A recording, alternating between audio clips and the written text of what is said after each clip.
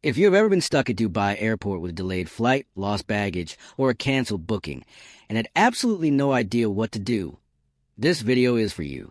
Dubai just gave every single passenger brand new legal rights, and knowing them could save you a lot of money and stress. On April 28, 2026, the Dubai Civil Aviation Authority, known as the DCA, officially launched the Aviation Consumer Welfare Directive. This is Dubai's very first legally binding passenger rights rulebook. It applies to every airline flying out of Dubai International Airport and Al Maktoum International Airport, and it is effective immediately. Here is everything you need to know. Who does this apply to? Before we dive into the rights themselves, let's be clear about who this covers. The directive applies to all Dubai-based national carriers like Emirates and flydubai, their subsidiaries and code-share partners, and every foreign airline operating commercial flights from Dubai's airports. It also covers all licensed travel agents operating in Dubai. So whether you're flying Emirates, British Airways, Air India, Singapore Airlines, or any other carrier out of Dubai, this directive protects you. If you bought your ticket through a travel agent in Dubai, this covers you too. Right number 1, full transparency when you book. The very first right is about what happens before you even get to the airport. Airlines must now provide clear, accurate, and timely information at the time of purchasing a ticket. This must include the total price of the ticket, including all taxes and extra fees, all terms and conditions for any amendments, cancellations, and refunds, and the identity of the actual operating carrier, especially if the airline you booked with is different from the one operating the flight. No more hidden fees. No more surprise charges at checkout. No more confusion about which airline is actually flying you. Everything must be transparent from the moment you buy. Right number 2, flight delays. Now let us talk about what happens when your flight is delayed, which is the most common travel problem for millions of passengers every year. If your flight is delayed, the airline must communicate with you promptly and proactively about the nature of the delay, the expected duration, and the reason for the disruption. You must then be offered alternative travel arrangements on the airline's next available flight, or be rerouted via another carrier, or be offered a full refund or voucher for the unused portion of your ticket. And it goes further than that. If the delay exceeds the threshold set by the Civil Aviation Authority's Passenger Welfare Program, typically between 3 to 8 hours, the airline must provide meals, refreshments, access to communications, and if applicable, overnight hotel accommodation. So if your flight is delayed by 3 hours or more, your airline is legally required to feed you.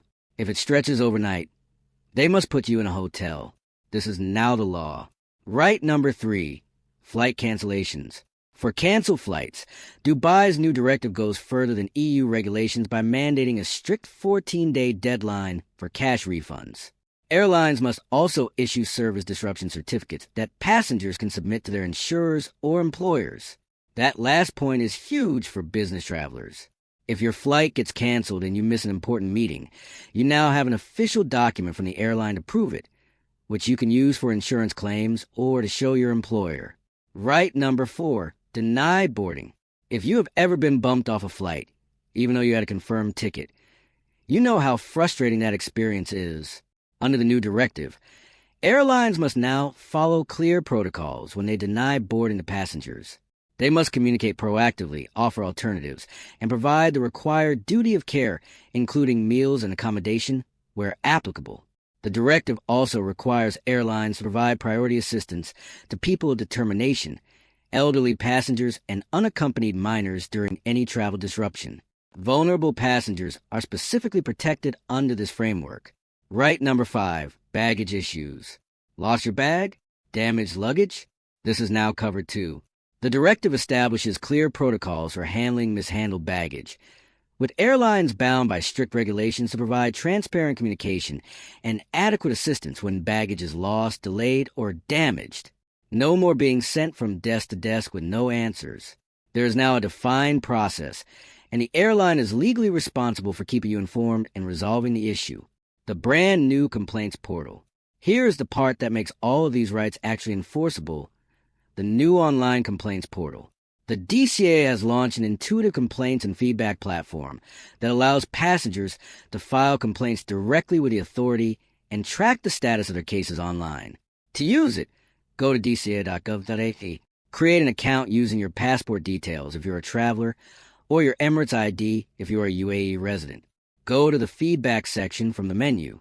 Fill in the details of your complaint, the type of issue, your contact information, and any supporting documents like photos, videos, or receipts.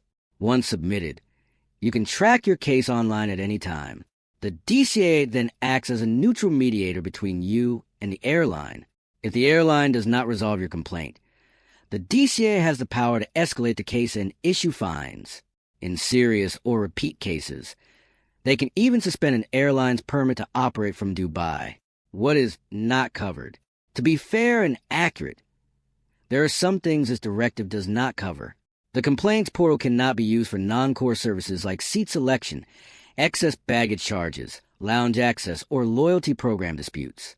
It also does not apply to matters already being handled by a court or disruptions caused by force majeure events, meaning things beyond the airline's control, like severe weather or natural disasters. For force majeure situations, airlines are still required to provide duty of assistance, but they are not liable for financial compensation. Why did Dubai do this now?